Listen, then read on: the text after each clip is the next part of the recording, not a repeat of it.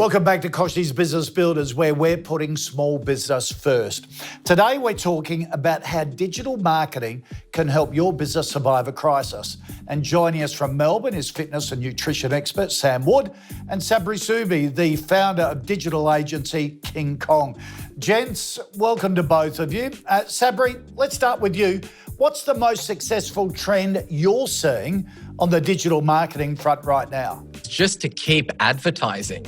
You know, it's a Henry Ford quote that the man who, stops advertising to save money is like the man who takes the batteries out of his clock to save time. And the big thing that we're seeing across the board is in these times of uncertainty is the clients that we see, the ones that are winning are the ones that are keep pushing out there, regardless of whether it's Facebook that you're advertising on or it's Google. Inventory across the board for all of these ad platforms are really the cheapest that we've seen them in years. And it's really not about one or the other, but more so just making sure that you're still out there and aggressively marketing in these times of uncertainty. Great advice. Sam, I've seen your business explode recently as a result of some pretty serious digital marketing. What's getting the best results for you? Our branded search stuff has really accelerated, but we've made sure that we kind of drive the non-branded stuff with so many people now searching for getting in shape at home or gym alternatives. We've been in a really, really fortunate position through this pandemic to take advantage of that, and then teaming up with some really powerful B2B partnerships so that we can capture searches that are coming from those businesses. Let's throw some questions at you from our audience. Sabri, Annie from Ballarat says or asks you, how do I decide which platform to market on? Do I need to do them all? Our approach that we really take is, first of all, we have a look and see, we jump onto Google and see, are people actually searching for the product or service that you sell? And there's two tools out there like keywords, Google Keyword Planner, where you can jump on, throw a few keywords in there and start to get an idea of what kind of volume that there are around the products and services that you sell. That's the lowest lying fruit. They're the easiest people to convert into customers. If there isn't any, or if there isn't any searches, or if you've tapped out of that search market, is when you really want to start looking at mediums like Facebook, where you can put an ad, a piece of stimulus in front of like an ideal buyer and get them to actually raise their hand and take action. Ideally, you want to look at both of those different channels as standalone businesses. If you're making enough money to pay for the advertising, pay for your overheads, and then have some money left over for pistachios and protein shakes at the end of the month, I would continue to keep doing that.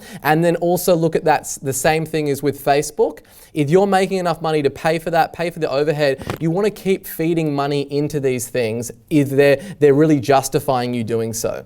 Sam, Jeff from Manly has a question. What are your top tips to building a social media following? The biggest things are consistency and authenticity. I think if you keep it real and you deliver consistent content, and over time, it's amazing how that has a really powerful snowball effect. Sabri, Rowan from Dubbo asks, are old school focus groups still valuable?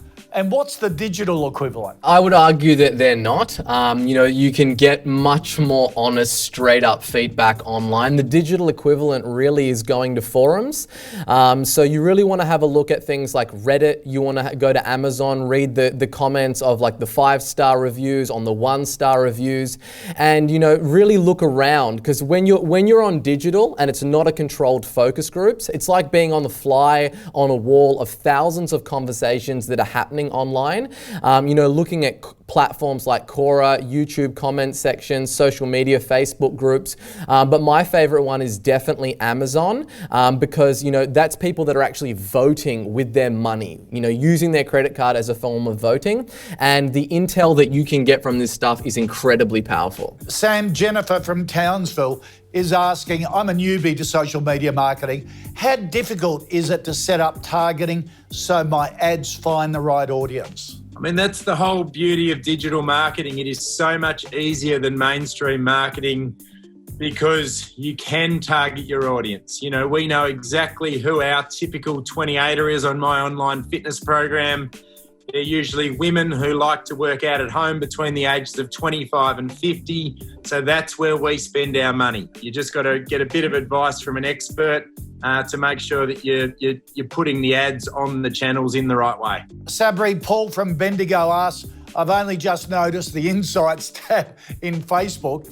How can I use the data to benefit my business? Sure. So what you can do with that is you can get like a full export of your customers from your business, from your CRM, whether it's their email addresses or whatnot. Then you can actually upload that to Facebook to create what we call a lookalike audience. And if you look at the Insights tab, based on that audience that you build, it will show you what other pages that they like, what celebrities they follow, what books that they read. And it just really allows you to kind of flesh out what that avatar for your customers look like. So when you write sales copy or you write any kind of marketing message to your audience, it strikes like lightning because you know exactly who they are. It's not guesswork. It's not their 25 to 45-year-old females that live in this suburb. You know down to the forensic details of exactly what these people are spending their time and money on. And finally, Sam Howard from Moree says, I'm a bricks and mortar store. Do I really need to have a website? The first place people go these days is Google, and if you don't have a website or they can't find you in that way, you're really doing yourself a disservice. I own a gym as well as having an online platform, but we still take having a strong website and doing some digital marketing very seriously, even though that's a bricks and mortar business. The two marry together really, really well, and I think you're definitely giving your competitors an advantage if you're missing out on that space. Great advice. Gents, Sabri Suby and Sam Wood, thank you so much for helping to answer all of the questions from our viewers. Really appreciate it. Hey guys, if you enjoyed this video, make sure that you click the like button and subscribe. We're dropping a video on YouTube every other day. And if you've got any questions about any of the content that I covered in this video, just basically leave a comment with hashtag HeySabri in the comment section. And every week we're also trying to go through all those questions and get them answered. So go ahead, click subscribe, and we'll see you in the next video.